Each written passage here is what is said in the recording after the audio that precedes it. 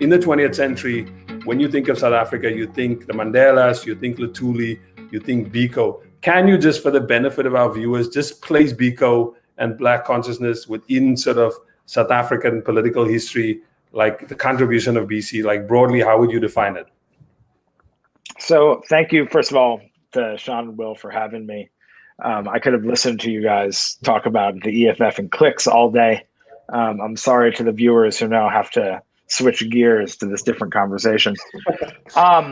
So that when we talk about Biko and Black consciousness, I think that it's really important to note the difference perhaps between their existence in history, which is to say how Biko and Black consciousness emerge at a particular moment in South African history, versus their existence in popular memory, because there's a great disconnect there.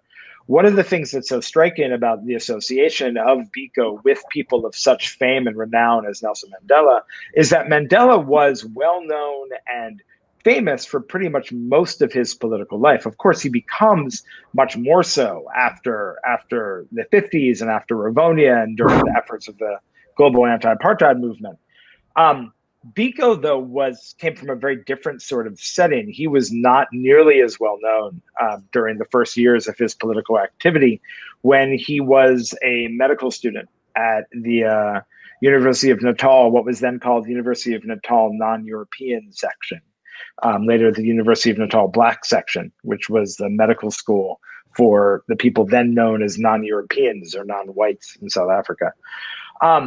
He emerges in the late 60s as the first president of the South African Students' Organization, which in time becomes the kind of cradle of the broader Black consciousness movement. And he emerges as one of its, and I need to stress, one of that new organization's most eloquent and important spokespeople, not the only one. He has this column in the Sasso newsletter that begins to be published in early 1970, and the column called "I Write What I Like," which becomes his platform for disseminating a lot of the ideas of Black consciousness. He represents a figure who kind of comes from nowhere, versus a Mandela who's an established figure brought up in the sort of in the leading parts of his community and is always flirting with great fame. Biko is not, which pivots to why he's so known in popular memory. And to some extent, it's because of the anniversary that just passed. Biko's moment of most clear international fame and renown, ironically and quite sadly, comes with his death. That moment, because after the Soweto uprising in June 76 had refocused a lot of international attention on South Africa, and as international news reporters and some progressive politicians found their way into South Africa, they began to interact with Biko, and Biko developed a better known network internationally. So when he was murdered by the government in September 1977, it created an almost immediate furor internationally. This was big news. And his persona became larger in life and was in many senses separate from what had been his political existence. During the preceding years, Biko was banned in 1973 to his home in King Williamstown, and he had worked as a community organizer on a number of kind of lower level, or I should say lower level, but small scale community development projects. He was not all that well known nationally in South Africa, but after his death, his fame skyrockets.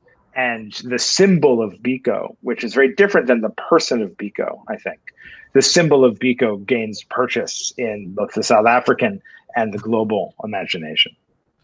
Now, one of the things about you is that you're wrestling with, like, how did Black consciousness come to be? And the sort of conventional argument often is that the BC activists are picking up on ideas that are filtering around in the world: civil rights, Black power, Fanon, etc. You suggest that might be the case, but that there's also something else, more local, that's driving the emergence of Black consciousness, right? Yeah, I mean, I think it's one thing that's really important to understand across the broad sweep of 19th and 20th century South African history is that political movements are always constructed by thinkers who are conversant in their local context and in international affairs. South Africa is never apart from broader international trends. Black consciousness is exemplary here because it uses a lot of symbols, the clenched right fist, for example, the very term black, a lot of the dress that Black consciousness advocates adopt.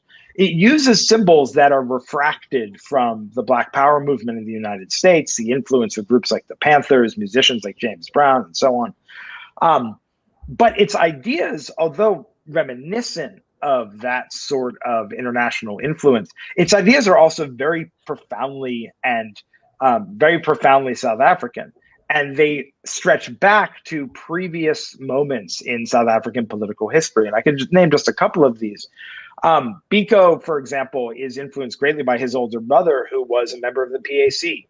And a lot of Biko's thinking about Blackness and about the possibility of what Biko calls true humanity that exists on the other side of the struggle against apartheid.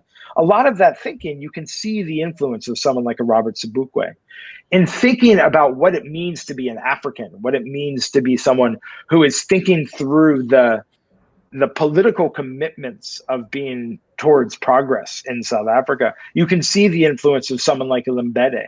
And then you can even go further than that, because Biko talks about and cites people like Sekou Touré.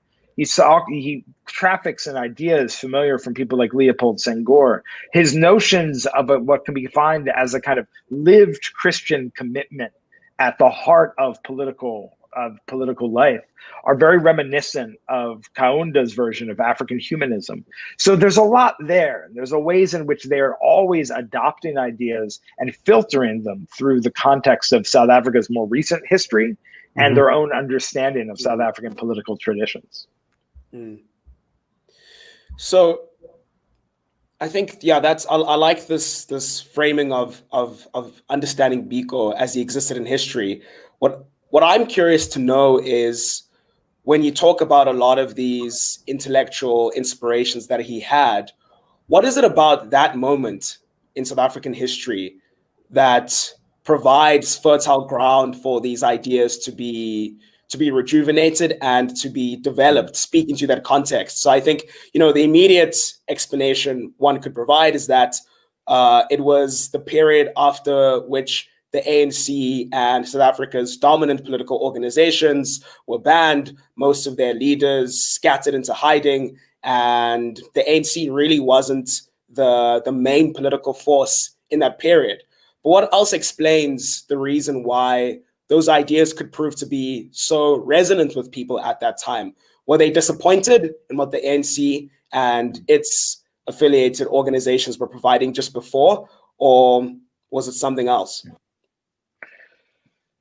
Yeah, I think it's a really good question, and you've already given part of the answer, which is the timing mattered so much. In my book on Black consciousness, I talk about it as being after Sharpeville, and I think that's a really critical context, because it's after a moment when there had been a pivot towards mass resistance that had endured tremendous political repression, including the murders at Sharpeville. And then there had been the move towards an armed struggle that had also endured tremendous political repression. And so over the course of the 1960s, a lot of the political impetus in South Africa is focused on multiracial organizations like the Liberal Party and especially the National Union of South African Students. And so when we talk about Black consciousness, we begin with student politics, because this small number, and it was a very small number, of tertiary students in South Africa's universities who were people of African, Indian, and colored descent, they find themselves in a situation where they know that they are representatives of the majority of the South African population, the vast majority. But within student politics, they are dominated by these white liberals. And so the space that's left for politics is a space where they can operate and generate critiques that gain increasing purchase, because people are like, I don't know where your guys' policy is on cursing on Africa's a Country television. So I won't curse. All right. They're like, what the fuck is happening here? This is not right. And so they can push against the dominance of white liberals.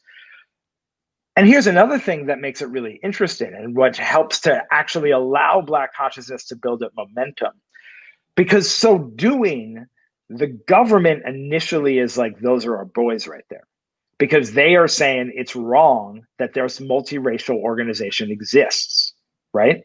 They say instead what you're doing, which is saying Black people should have their own organization separate from the domination of white liberals, right? The government is saying that's exactly what we've been saying forever. Why won't you people listen to us? And so when BC and when SASO in particular emerges as a separate organization that is broken away from the multiracial National Union of South African Students, the government initially applauds it, which means for a critical year or so, the SASO is able to organize and generate sort of political energy and find unanimity and agreement across the country with Black students without the government getting in their way. And it's only in like 1971 that the government begins to get wise to the threat that Black consciousness represents. And repression follows very quickly from 72, then through the bannings in 73, the murder of Akopotsi Tiro in 74, and then, of course, culminating in Biko's murder in 77, and then the banning of all of this first generation of Black consciousness organizations a month later. So that's part of it. The other part of it was that, as most people probably know, the late 1960s were a truly restive period across the world.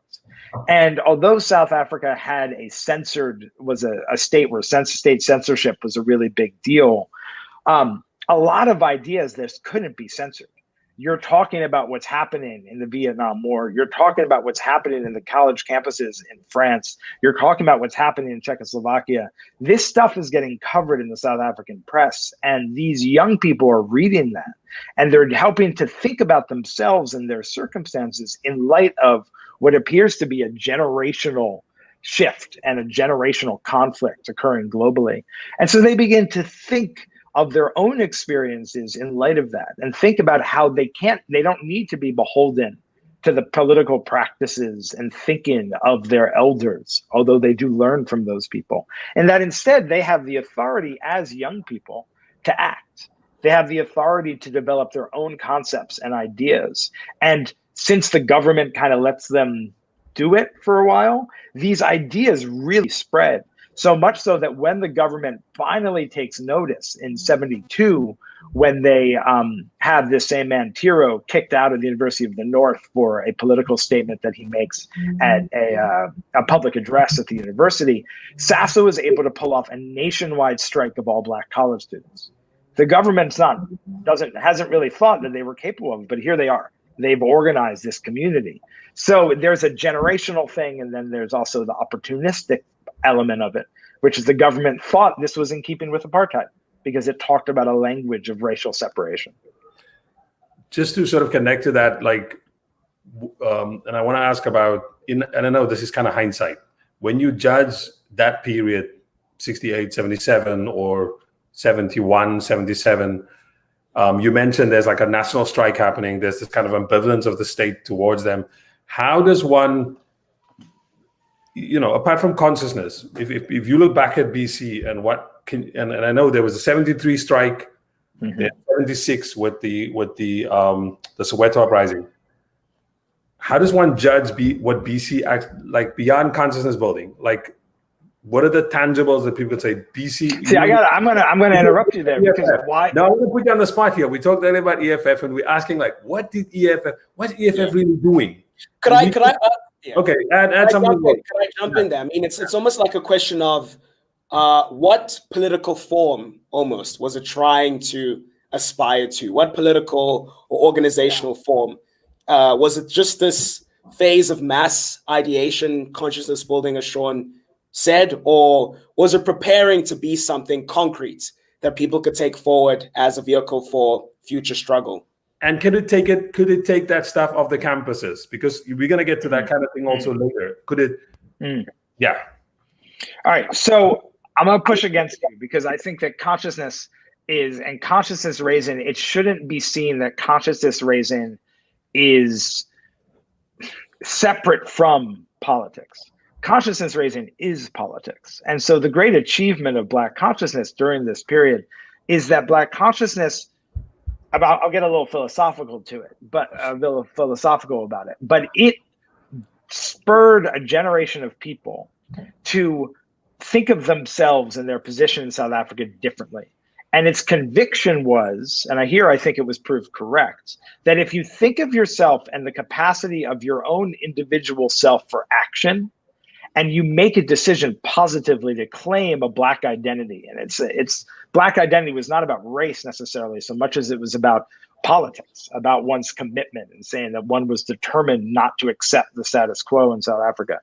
That is incredibly powerful politics, because what it does is it tells people that their engagement and their kind of how they stand in relation to the moment that they find themselves is dynamic, that they can affect change at the moment when they raise their consciousness. And so initially consciousness raising is the plan. Now there is this sense that in politics, they're always, and especially in South Africa, you have to have like enumerated 10-point programs and things. You got to have this idea that we are then going to do this and then we're going to do that.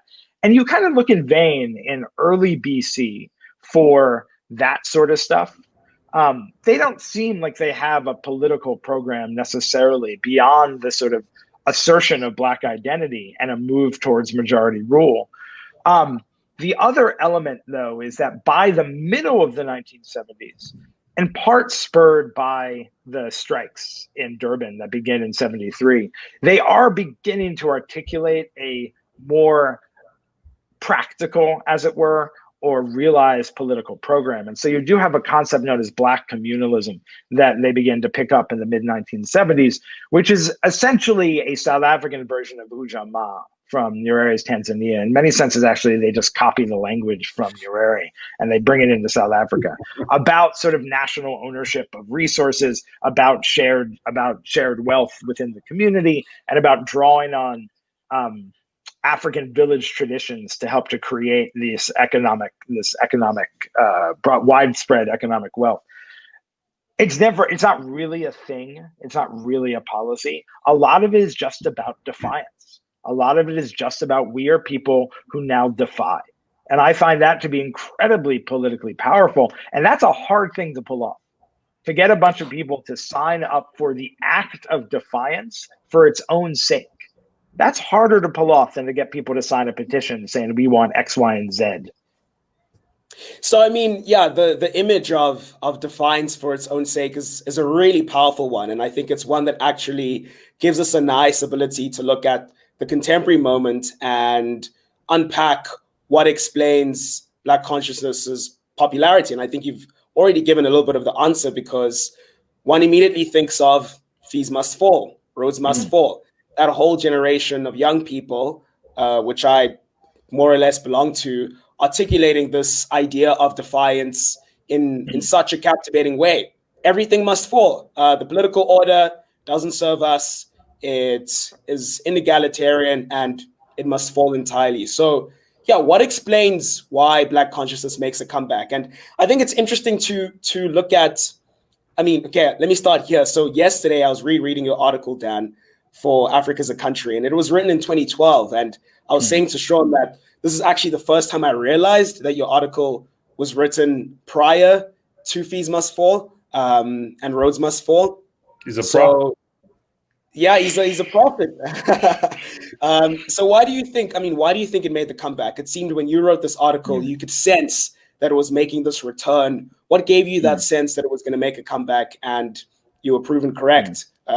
3 years later, it did. That's a complicated question, right? To some extent, it's because of the content of Black consciousness and this message of defiance, and also that it asserts a heritage for South Africa that is not derived from Europe. And so when you're talking about Roads Must Fall, it's so clear that why that would gain such power and be rearticulated. The other thing I think has a lot to do with the person of Biko. And this is, when I think about Biko a lot in the same way that I think about Patrice Lumumba from what is now the DRC. Because Lumumba is another figure on whom are projected all these ideals, all these visions of a post-colonial path not taken, because it was stolen from him and by extension from the world, by the machinations of the American government. In South Africa, you have Biko, right? And Biko's the same. He was stolen from South Africa by the government, by the apartheid government. And so then what happens is we don't know what Biko would have done. We don't know where he would have ended up. Sometimes I find myself thinking that Biko would have been kind of in the Thabo Mbeki camp of things. Sometimes I find myself thinking that Biko would be in the Malema camp of things. Like there's there's elements within his archive, as it were, that allow us to think and associate him with specific moments, but we never know. And the non-knowing of it allows him this tremendous, there's a tremendous freedom in how we think about Biko and how we use the idea and the memory of Biko. And I think what's really striking, and there's another element of this too, is that he is not sullied by association with the contemporary ANC. He never joined the ANC. Kind of like Hani. Exactly. Yeah. He's someone who is above reproach because he doesn't make that transition. It's really notable, though, because and I think part of the reason, and I will push back against the idea that I was in any way prophetic. What I was someone who talked to a lot of Black consciousness activists of that generation who had known Biko and worked very closely with Biko during the years before 2012, doing my research. And what they all shared in common was a deep unhappiness with how things had played out in South Africa in the subsequent years. And so they, in a sense, are keeping his memory and the critique that he seems to embody. They were keeping that alive. And so I could hear their voices in my ears as I was thinking about, okay, how are we using Biko? How are we thinking about Biko at this moment of political change and possibility in South Africa? Yeah, brilliant. I think that's such an emphatic way to conclude, Dan. Thank you so much for coming onto the show. Dan can't be with us throughout the whole period, but we'd love to have you on again. We're going to have him back. This was great. Yeah. Thank you, guys. We'll talk about clicks. I have a lot of stories about clicks too. Don't worry.